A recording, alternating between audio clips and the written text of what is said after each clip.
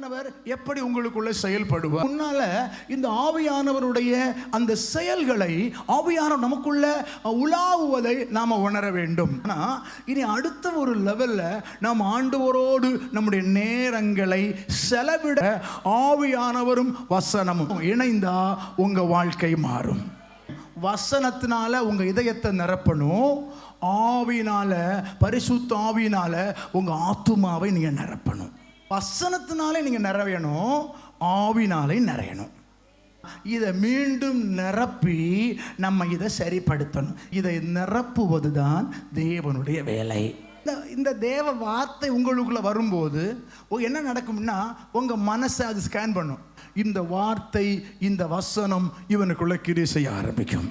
கவலையும் கண்ணீரையும் கர்த்தர் நம்ம விட்டு மாற்றுகிறார். ஓபேத் ஏதோமின் வீட்டையும் அவனுக்குண்டான எல்லாவற்றையும் கர்த்தர் ஆசீர்வதித்தது போல தேவனால் ஆசீர்வாதத்தை கொடுக்க முடியும். உங்க வாழ்க்கையை கர்த்தர் நிறைவு செய்ய விரும்புகிறார். உங்க வாழ்க்கையில் இருக்கக்கூடிய சில குறைவுகளை செவல் பண்ணி உங்களை கர்த்தர் நிறைவாக்க விரும்புகிறார். பரிசுத்த ஆவியினால் நீங்கள் நிறையப்படணும் என்று கர்த்தர் விரும்புகிறார்.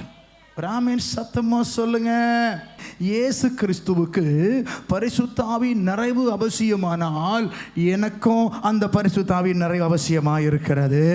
திவாரங்கள் அசையும்.